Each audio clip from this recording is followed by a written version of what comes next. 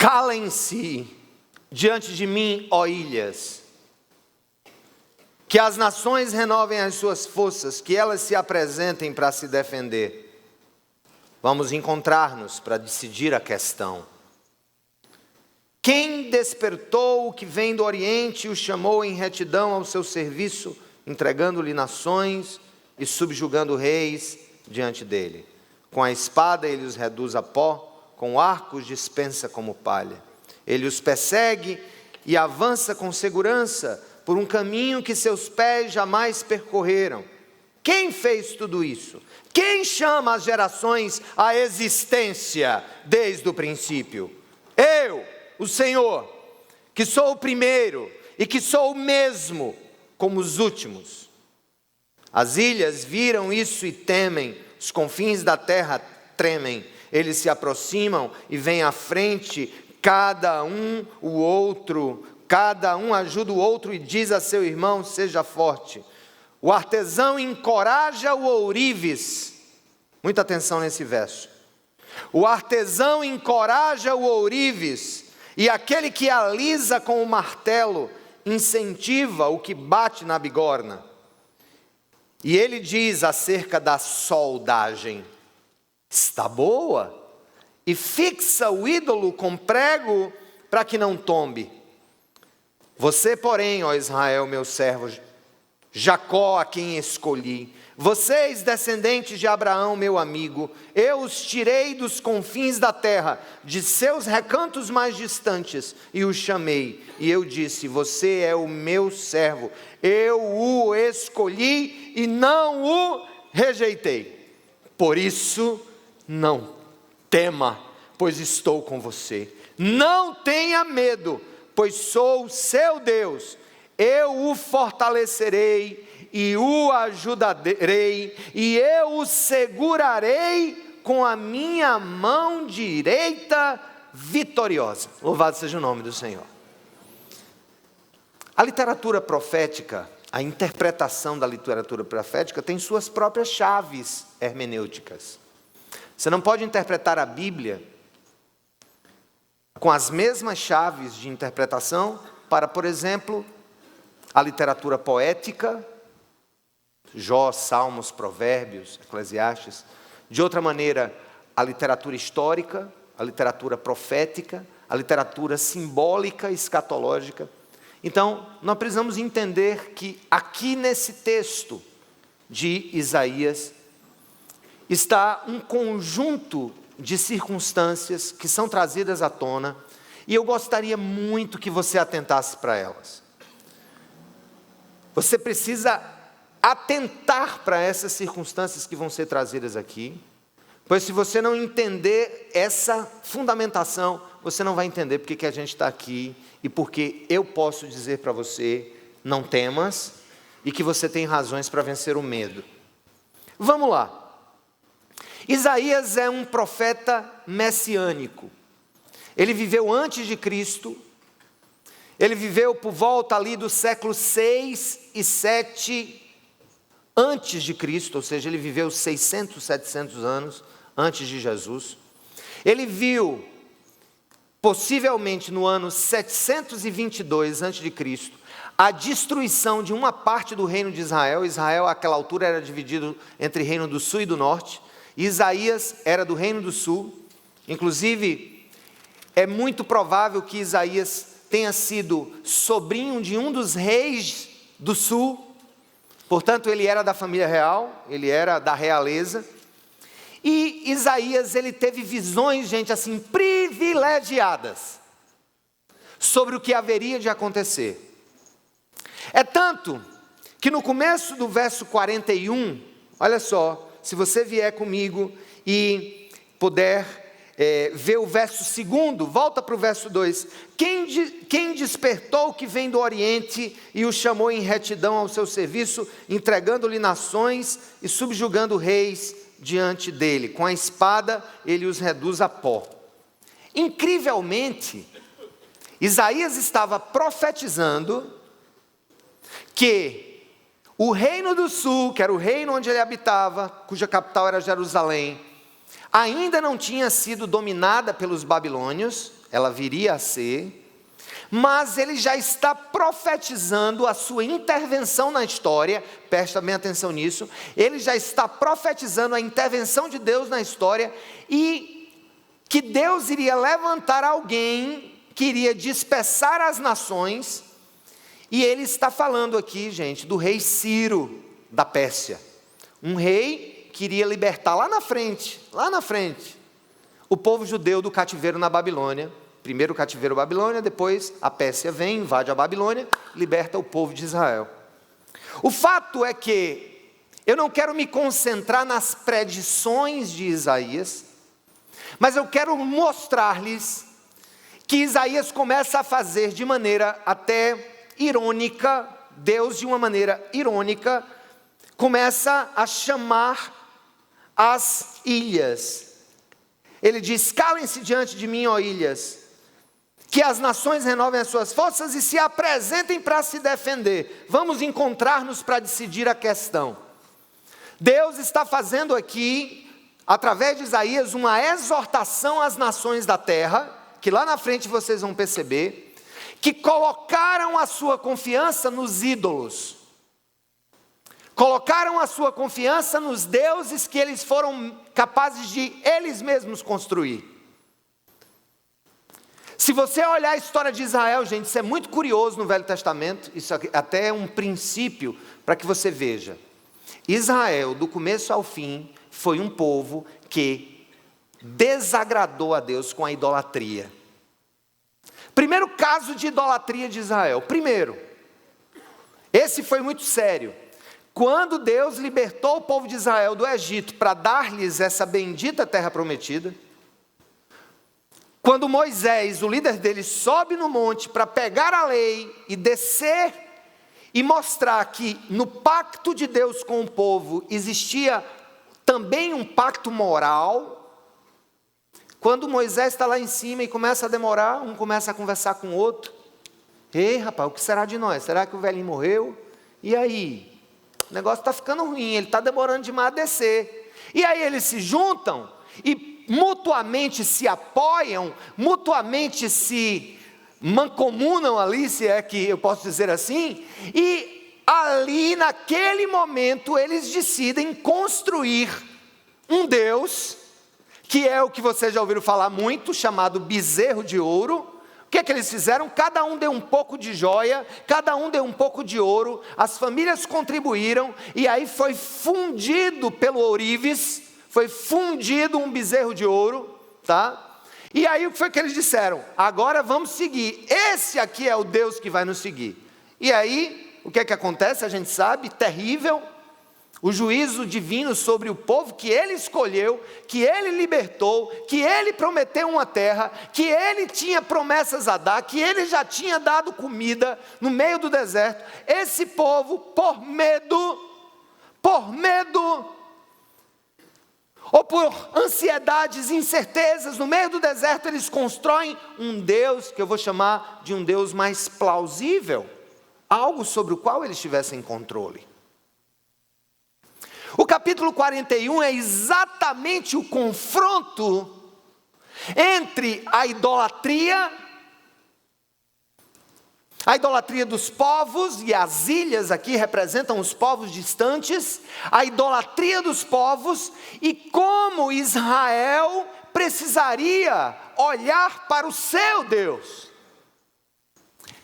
Tenha isso na cabeça quando lê Isaías 41. Se você abrir comigo, gente, o verso 7 do capítulo 41, por favor, e aí a gente vai entrar aqui na questão de uma maneira mais direta. Olha o que é que acontece. Isso aqui é Isaías falando de como o povo das nações se comportava diante dos seus medos. Porque no final das contas, gente, a religião para muita gente é uma maneira de suprir, de aplacar o medo. A transcendência, a religiosidade é muitas vezes uma maneira de garantirmos mais segurança com relação ao futuro, com relação às nossas emoções. Mas olha o que é que Isaías vai fazer, ele vai denunciar exatamente quem? No verso 7, lê comigo: o artesão encoraja quem, gente? O ourives, e aquele que alisa com o martelo, incentiva o que bate na bigorna, e ele diz acerca da soldagem, o que é que ele diz? Está bom, e fixa o ídolo com prego, para que ele não tombe. Quem é o ídolo aqui? Vamos trazer aqui para vocês entenderem.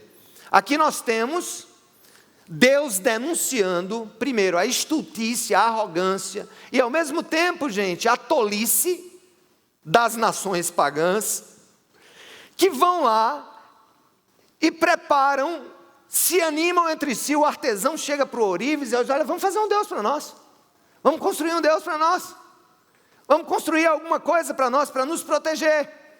E ele diz que o ato final, quando eles terminam, é até uma ironia. Presta atenção, eles olham e dizem o quê? Está bom. Ou seja, o que a gente fez está bom. Será que vocês têm alguma comparação desse ourives e desse artesão preparando um Deus com as mãos e dizendo está bom? Será que vocês têm alguma comparação dessa frase com uma outra parte da Bíblia? Quem me ajuda? Onde é que tem uma expressão em que Deus, depois de criar todas as coisas, olha para elas e diz: está bom? Livro de Gênesis, achei bom, está bom. O que é que eu posso e preciso começar a dizer para vocês? O medo que muitas vezes nós temos, ele é decorrente de colocarmos as nossas expectativas em um ídolo e não em Deus. Em algum ídolo. E alguém pode olhar para mim e dizer assim: não, pastor, mas peraí, hoje em dia, quem fabricaria deuses para si hoje em dia? Um mundo desenvolvido, cheio de tecnologias e ciências. Deixa eu dizer uma coisa para vocês, gente. Fizeram um bezerro de ouro no iluminismo.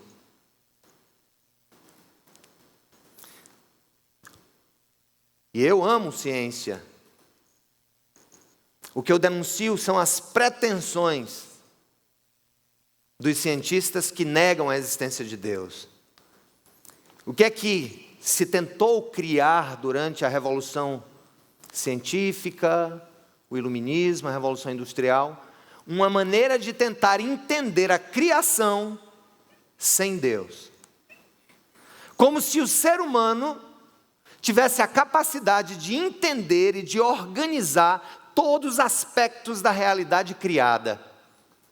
O que é paganismo? Vou explicar para você. E Jesus, eu falei isso na hora do louvor, estão lembrados? Quem se preocupa com amanhã são os pagãos. O que é o paganismo?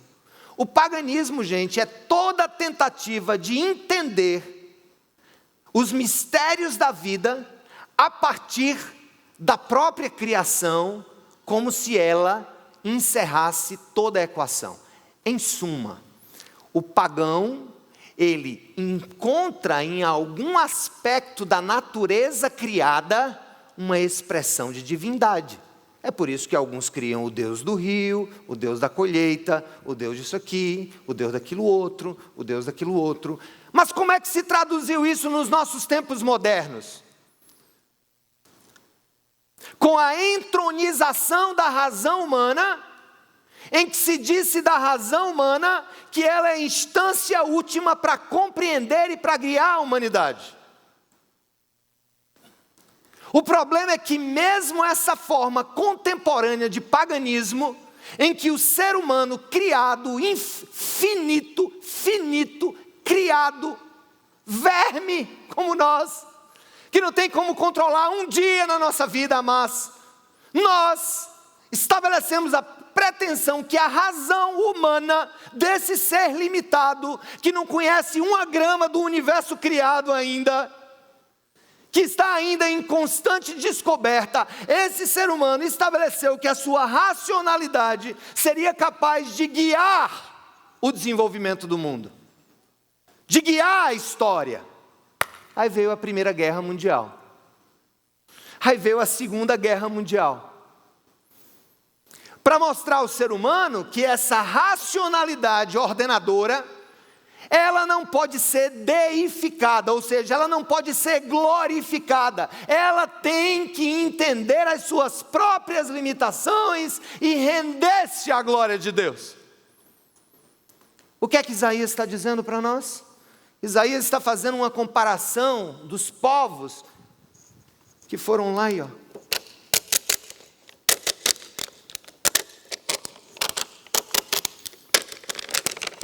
Tá bom? Tá ótimo, agora bota um preguinho para sustentar. É o que tem no livro, não estou inventando nada. A última frase diz assim, ó, pode conferir na sua Bíblia, qualquer que seja a versão. Ele diz acerca da soldagem: está boa, ficou boa, criamos, e fixa o ídolo com prego para que não tombe.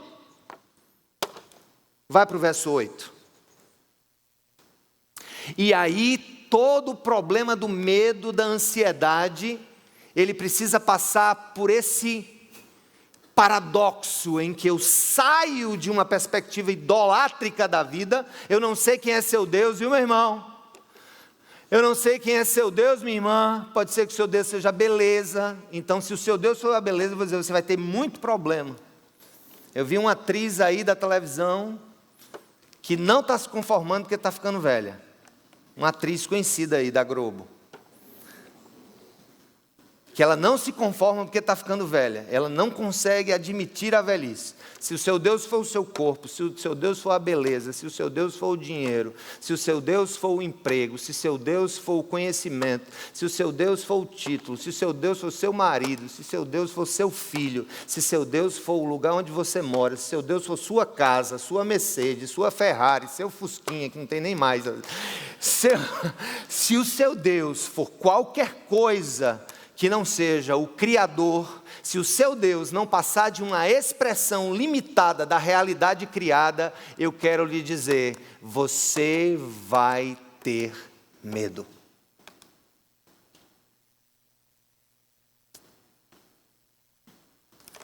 E o verso 8 diz exatamente isso. O verso 8 é o contraste entre o povo de Israel e as nações pagãs. Vamos lá, o que é que diz o verso 8? Vamos lá, gente. Você, porém, ó Israel, meu servo Jacó, a quem escolhi, vocês, descendentes de Abraão, meu amigo, eu os tirei dos confins da terra, de seus recantos mais distantes, e os chamei. E eu disse, você é meu servo. O que mais? Eu o escolhi e não o rejeitei. Por isso, não tema, pois eu estou com você. Não tenha medo, porque eu sou seu Deus. Eu o fortalecerei, eu o ajudarei e eu o segurarei com a minha mão direita vitoriosa. Irmãos, a primeira e básica razão pela qual nós não precisamos temer, nós não precisamos ter medo do futuro, nós não precisamos ter medo da morte, nós não precisamos ter medo do desemprego, se somos do Senhor, se acreditamos em alguém que está sobre nós, que não somos os artífices da divindade, mas somos sim o produto amoroso da divindade. Se você tem essa consciência que eu estou acabando de dizer, a primeira razão, a básica razão, a fundamental razão pela qual você pode vencer o medo é porque existe um Deus sobre você. Há um Deus e não deuses. Há um Deus. Isaías está falando para um povo, gente, que já tinha vivido e ainda iria viver muitos e muitos atropelos. Como eu disse, o reino do sul, onde ele vivia, não tinha sido ainda dominado pelos babilônios, mas ele já tinha previsto o domínio, ele já tinha previsto quem os libertaria de volta, o rei Ciro, ele previu a vinda do Messias. Portanto, Isaías foi talvez o profeta em que Deus mais revelou a sua intervenção na história.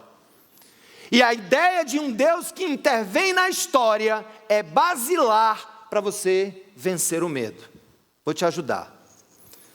Tem muita gente que crê em Deus. Tem muita gente que crê que Deus criou todas as coisas, que Ele é santo, que Ele é belo, que Ele é lindo. Tem muita gente que crê que Deus criou o céu, o sol, as estrelas, os planetas. Tem muita gente que crê que Deus, Ele deu o pontapé inicial nos processos evolutivos, por exemplo, que não teriam sido casuais, mas teriam sido pensados com princípios. Mas eu vou dizer uma coisa para você, irmãos. Uma coisa que nós precisamos entender, e talvez aqui seja o grande dilema da sua vida espiritual. Você crê em um Deus muito distante. Você crê em um Deus muito inacessível. Você crê em um Deus que parece que está muito longe de você. E por isso você precisa de subdivindades para viver a sua vida espiritual. Talvez por ver Deus tão distante, tão santo, tão longe de você, você precise criar, ou você precise agregar à sua vida, ou ao seu panteão de divindades, subdivindades, ou divindades específicas, para áreas específicas da vida. Olhe só, esse Deus que conclama as ilhas que Ele criou, esse Deus que conclama o mundo, esse Deus que, como a gente vê nos capítulos anteriores, Ele criou todas as coisas, Ele deu forma ao mundo. Esse Deus que é, portanto, o Criador, que não se confunde com a matéria criada, Deus não se confunde com o tempo, Deus não se confunde com a criação física, porque Ele é Deus.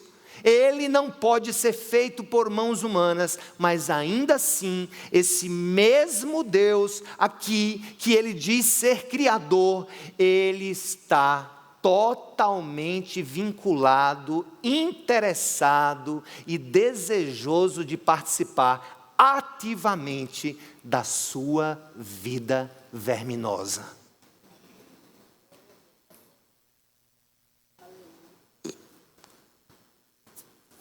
Esse paradoxo entre as nações pagãs e entre o Deus de Israel, esse paradoxo entre divindades que estão limitadas ao aspecto da realidade da criação, eles não podem absolutamente ser o que o nosso Deus é.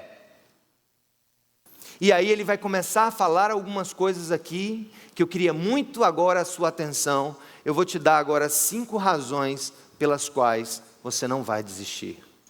Primeira das razões, olha o que é que ele vai dizer. Eu os tirei dos confins da terra, de seus recantos mais distantes eu os chamei. E eu disse, você é meu servo, eu o escolhi e não o rejeitei. Olhe para mim.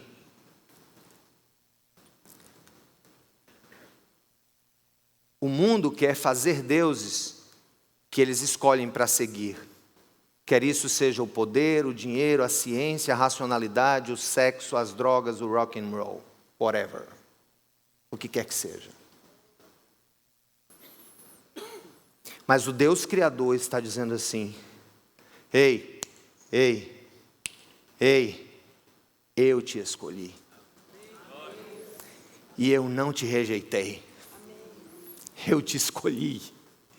Igreja, presta atenção. Eu acho que a melhor coisa para ilustrar o que eu estou dizendo é o processo de adoção. Não é que o filho biológico ou o filho parido pelo corpo da mãe, ele não seja belo, esperado e aguardado. Nem sempre é. Mas uma coisa eu sei. Quando alguém sai, submete-se a uma lista de adoção na justiça, que espera, que luta, e que vai lá e olha aquelas crianças, que vai nos abrigos e olha aquelas crianças e bate o olho, e no fundo do coração diz: esse será meu filho. Essa será a minha filha. Eu não sei aqui quem adotou crianças ou quem foi adotado. E uma das coisas que eu digo muito para as pessoas que foram adotadas, que muitas entram em processo de revolta na adolescência ou na juventude. Não, por quê, tal. Eu vou dizer uma coisa para você. Eu nunca adotei uma criança, mas eu já adotei um cachorro. E eu não quero fazer nenhuma comparação qualitativa. Mas eu quero dizer para vocês que eu era terrivelmente contra ter cachorro em casa, especialmente em apartamento. Mas houve uma insistência muito grande da nossa filha mais nova, que tinha um desejo muito grande de ter um cachorro, e tinha um desejo muito grande. Até que a mãe sempre vem ali tentando interceder: mas meu filho, cachorrinho. Eu digo: tá bom, Samara, mas eu quero dizer uma coisa para você. É um caminho sem volta.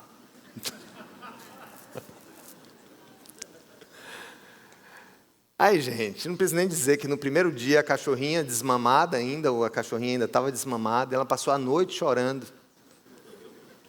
Aí eu disse: não, Senhor, pelo amor de Deus, criar 3 filhos gemendo na madrugada eu ainda aguento, mas um cachorro. Mas um cachorro. Adivinha quem é que vai pegar a cachorrinha e botar no colo de madrugada? Eu. Amor à primeira vista. Paixão de lua cheia. A ponto de eu dizer assim: nossa, não é um filho, não é a minha filha, não é humano, mas nós escolhemos, e nós escolhemos lá, e ela foi vista e olhada e escolhida, aceita e cuidada. Quando o Senhor vai fazer a comparação aqui, quando o próprio Jesus vai comparar você com o lírio do campo e com corvo, você sabe o que é um corvo, né, gente? É um passarozinho sem futuro do deserto, que só come carniça. E o que é um lírio do campo? Um lírio do campo, eu nem sei o que é, que eu nunca vi. Mas ele diz que hoje está bonita, amanhã está murcha e está no fogo. Ou seja, uma vida tão significantemente insignificante, por assim dizer. E Jesus vai dizer: olha, você é muito mais importante do que os lírios. Olha, os lírios, eles não compram roupa, eles não vão comprar roupa de moda. Eles não são clientes das grandes marcas. Mas nem o rei Salomão, disse o Senhor, nem o rei Salomão. Por que ele compara com Salomão? Porque foi o rei mais glorioso da história de Israel. Nem o rei Salomão se vestiu com tanta beleza quanto esses lírios. E os corvos, olhem para os corvos, são aves que não se cria, né? Não é uma ave que possa se dizer que você vai criar no lugar de uma calopsita. Um corvo. E ele vai dizer: olha o corvo. O corvo não tem celeiro. Ele não trabalha. Ele não pega ônibus. Ele não vai para a universidade. Ele não estuda. Ele não pensa. Ele não tem nem noção de quem ele é. Mas o vosso Pai que está nos céus alimenta-os. Não são vocês, ó pequeno rebanho, mais importantes do que os corvos, do que os lírios? Irmãos, o ponto aqui é o seguinte: eu posso vencer o medo, Porque o Criador de todas as coisas, o Senhor do universo, olhou para mim como verme e disse: eu te escolho para ser meu filho, herdeiro das minhas promessas. Igreja, o dono do mundo, o Senhor da história, o Senhor dos exércitos escolheu o seu povo. Essa é a primeira razão para que você não tema. Quem está comigo? Segunda razão, eu sou seu Deus, eu estou acima de você, mas eu te escolhi, eu estou acima de você. Coloca a mãozinha assim, ele está acima de mim. Coloca assim, ele está acima de mim. Então a primeira razão para isso é que há um Deus sobre mim. E ele vai dizendo, ele vai chamar Israel de amigo. E no verso 10, ele vai dizer assim: por isso não tema. Leia comigo o verso 10, o início. Por isso não tema. Por isso não tema. Pois estou com você.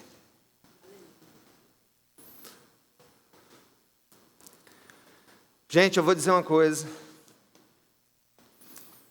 Talvez uma das grandes crises humanas é o senso de solidão no meio da coletividade. Nós nunca estivemos tão conectados com pessoas. Gente, eu estava perplexo lá em Brasília, conversando com o pessoal, que Brasília tem um estilo de vida meio estranho, as pessoas parece que se conservam mais, não gostam dessa coisa muito de ir na casa um do outro. Mas lá em Brasília tem grupo de WhatsApp de tudo. WhatsApp dos donos de Pint de Brasília. Aí tem lá 200 e tanto. Uma vez por mês se encontra. Imagina um encontro de pincher. Se um pincher incomoda muita gente, 2.000 pinches incomodam muito mais. Tem encontro de pincher. Nós nunca estivemos, escuta gente, isso é fatal. Isso é uma prova de que relacionamentos significativos nunca poderão ser robotizados. Nós nunca estivemos tão conectados, com tantas pessoas, com tantas redes, com tantas histórias, com tantos grupos, mas nós vivemos o século da solidão de alma.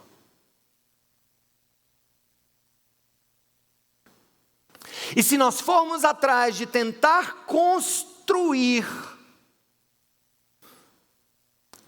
com base no que nós lemos, uma compreensão dos deuses que nós criamos e que não vão absolutamente nos garantir a segurança, nem a felicidade, nem a satisfação, se a gente volta para isso, eu posso dizer uma coisa, gente, isso é um fenômeno que é estudado demais, o quanto o consumo, o quanto o desejo por consumir e ter e comprar pode ter se transformado, especialmente no Ocidente, em um Deus para tentar de alguma maneira aplacar vazios que estão sendo dia a dia buscados para suprir algo que é tão grande, um buraco que é tão grande, que nem todas as lojas de um shopping, em todos os dias da semana, com todo o dinheiro no banco, são capazes de resolver.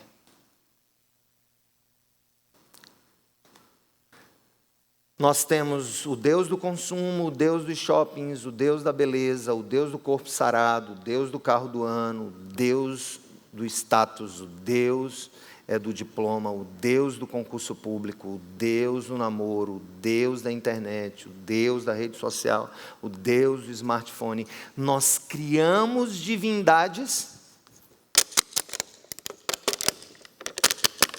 colamos um prego,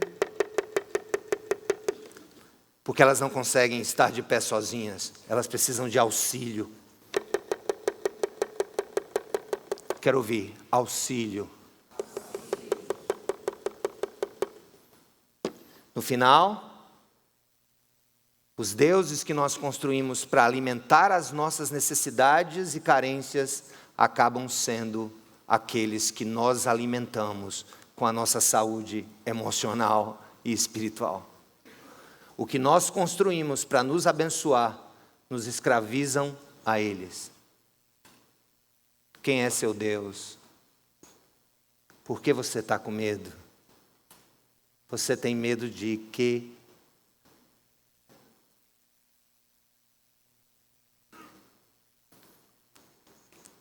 A primeira razão que eu posso vencer o medo é porque há um Deus que me escolheu.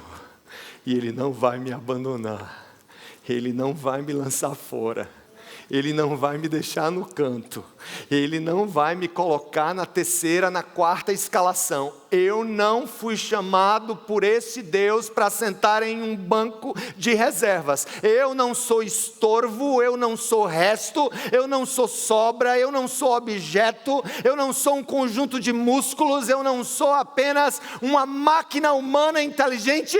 Eu fui escolhido pelo Criador do universo, que te escolheu também e te escolheu para dizer: eu estou contigo. É a segunda coisa que ele diz. Eu te escolhi, mas eu estou contigo. Eu estou do teu lado. Você nunca vai estar sozinho. Se você estiver numa ilha sozinho, você não estará sozinho. Eu estarei contigo. No teu leito de dor, eu estou contigo. No teu leito de sucesso, eu estou contigo. Não temas a noite, não temas o dia, não temas a fome, não temas a ironia, não temas nada, porque eu estou contigo. Você nunca estará sozinho. Eu que te escolhi, cuido de você, e você é muito mais importante do que as aves, você é muito mais importante do que os corvos, e eu te escolhi, estou do teu lado. Fecha o teu olho por um instantinho e projeta essa realidade. O Senhor do universo que te escolheu está contigo.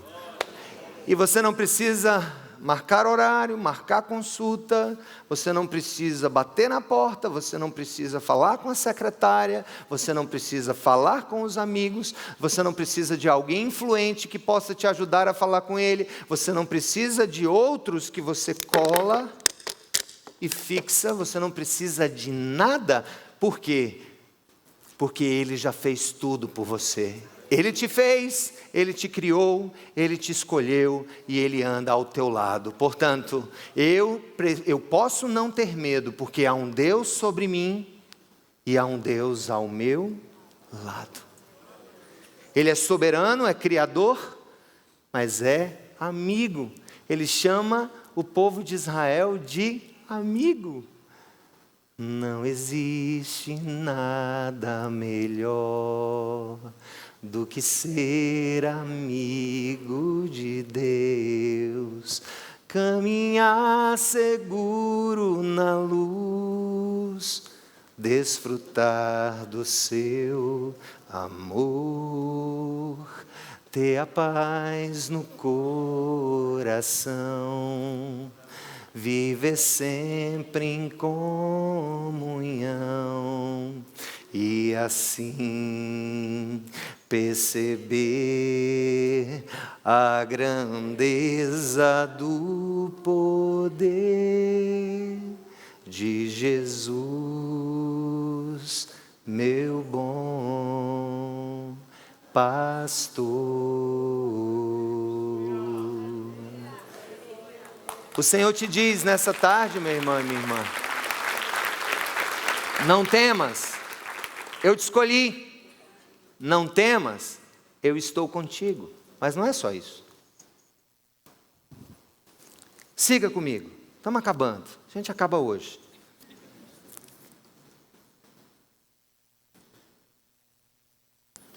Por isso não tema, pois eu estou com você. Não tenha medo, porque eu sou o seu Deus. Eu o fortalecerei. Esse Deus que está sobre mim, esse Deus que anda comigo, é o mesmo que me fortalece por dentro. Eu vi o testemunho de uma mulher, me perdoem não lembrar o nome, mas alguém escreveu sobre o tema do medo. E ela disse que um certo dia, após o rompimento de um relacionamento, talvez alguém esteja vivendo isso aqui, após o rompimento de um relacionamento de muitos anos, ela sofreu tanto que em um dos momentos, ela disse que a dor e o vazio eram tão grandes, mas tão grandes, que ela deitou-se no chão da cozinha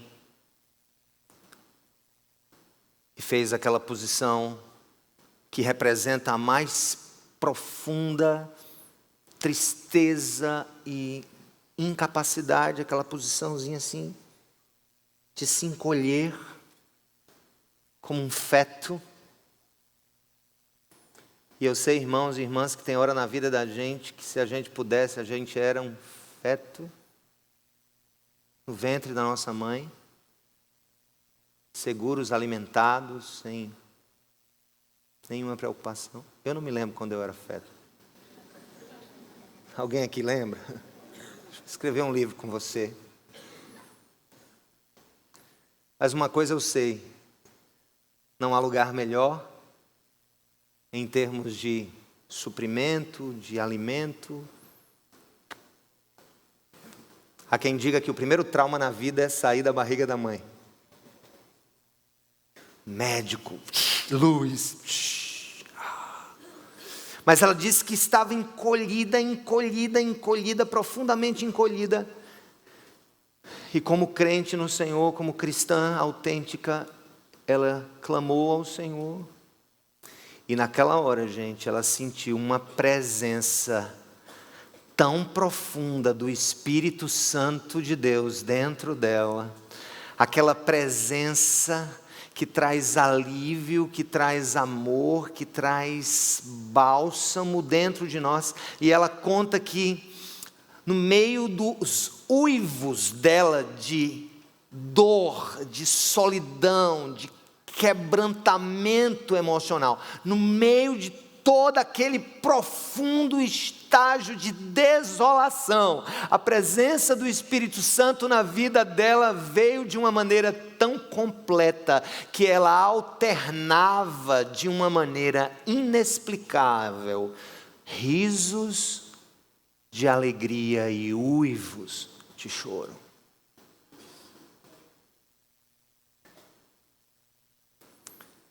A igreja precisa conhecer mais o Espírito Santo de Deus. Você precisa conhecer mais Deus em nós, Deus dentro de nós. Você precisa saber que aquele que te criou, que está acima de você, é o mesmo que está ao teu lado e é o mesmo que age dentro de você, fazendo com que mesmo no meio das profundas dores, de dentro de você fluam rios de águas vivas. Aleluia! Aleluia! Não temas. Você tem razões para vencer o medo. A primeira é que há um Deus sobre você, há um Deus ao teu lado contigo, há um Deus que te fortalece por dentro. Mas a Bíblia diz: eu te fortaleço, vamos lá, gente, eu te ajudarei.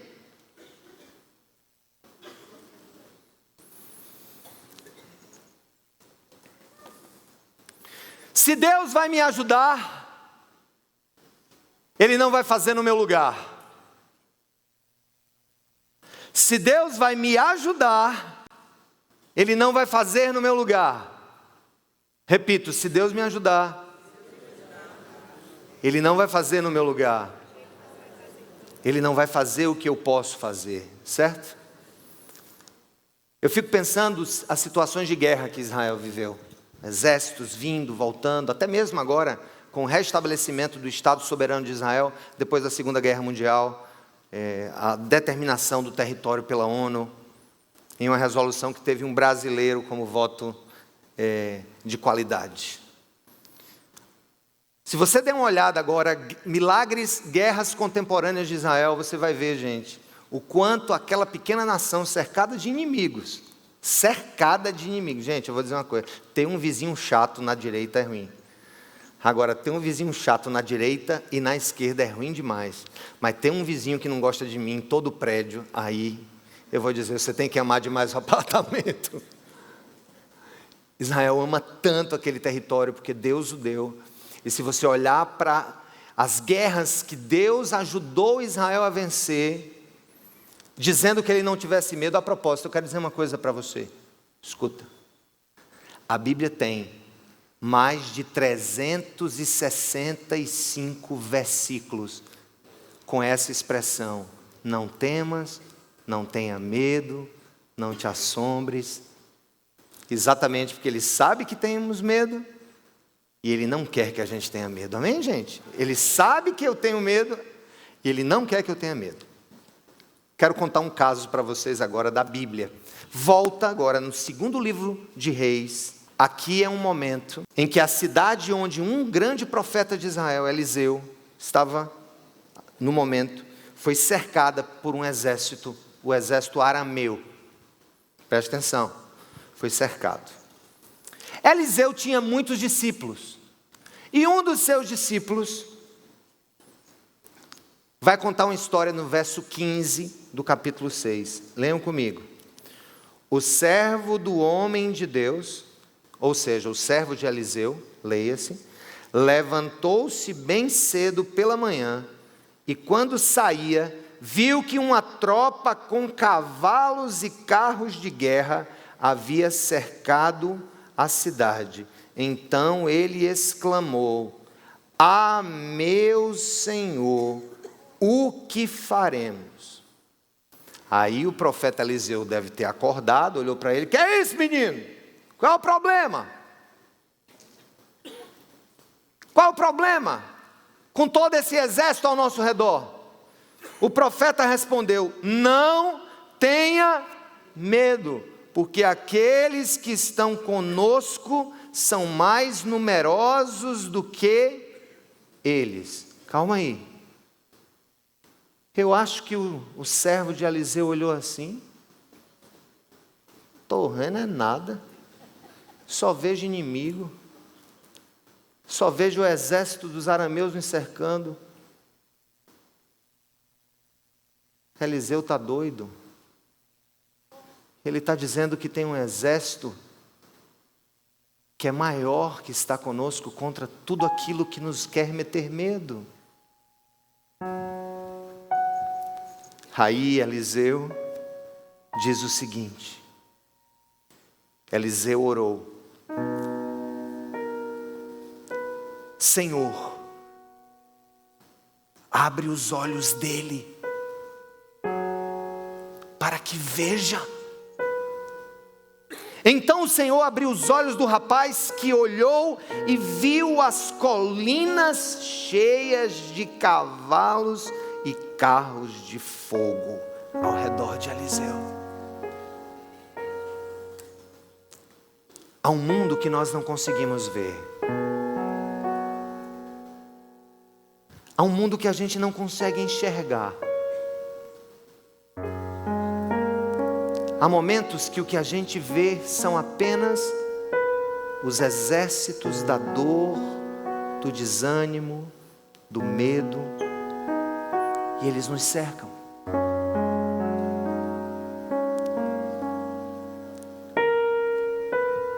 E o Senhor quer, nesse momento,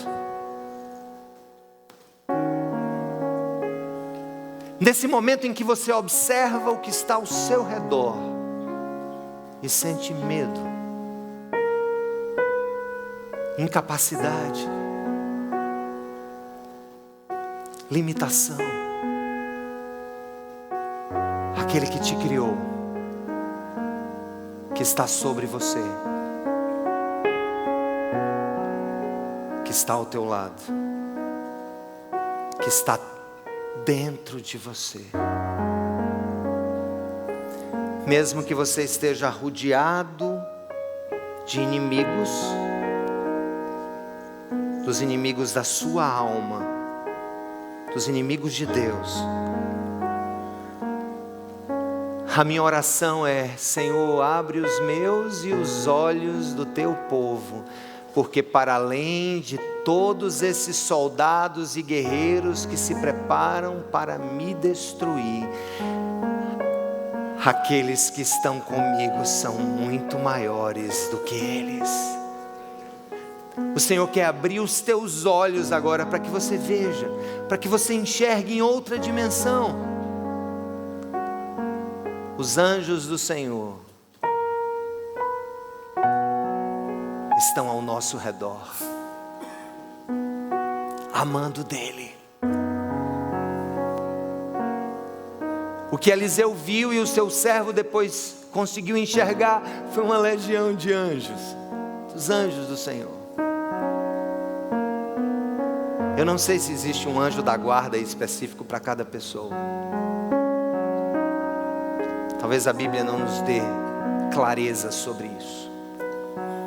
Mas uma coisa é real: o exército de Deus é maior do que o exército do inimigo. O exército de Deus é mais forte do que o exército do inimigo. O exército de Deus cala o exército do inimigo. O exército de Deus ao seu lado, meu amado, é Deus dizendo: não temas, eu estou com você, eu estou sobre você, eu estou ao seu lado, eu estou dentro de você te fortalecendo, eu estou ao teu redor te protegendo.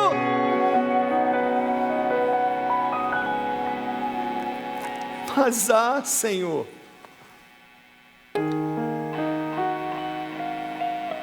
eu estou fraco, cansado, eu quero desistir, eu tenho medo. No momento, Senhor, se depender de mim, eu não tenho um passo para dar. A última palavra do Senhor para eles: não temas, é exatamente quando Ele diz: eu o fortalecerei, eu o ajudarei e eu o segurarei.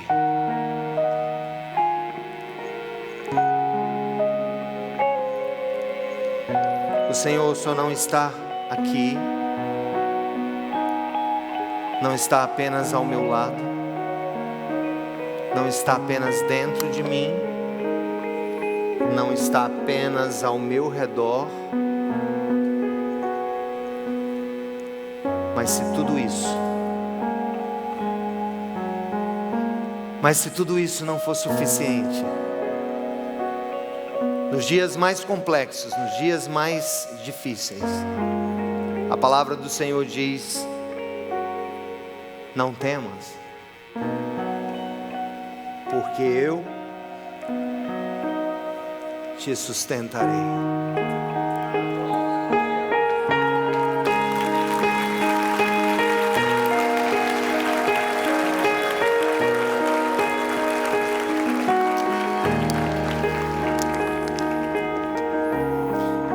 Diga: eu tenho razões para não temer. Eu tenho razões para vencer o medo. O Senhor me escolheu, está sobre mim. O Senhor está ao meu lado. O Senhor me fortalece por dentro. O Senhor me cerca em todos os lados. E Ele me levanta. O nosso Deus não é um ídolo feito pelas nossas mãos. Ele sustenta o universo em suas mãos. Você tem razões para não temer.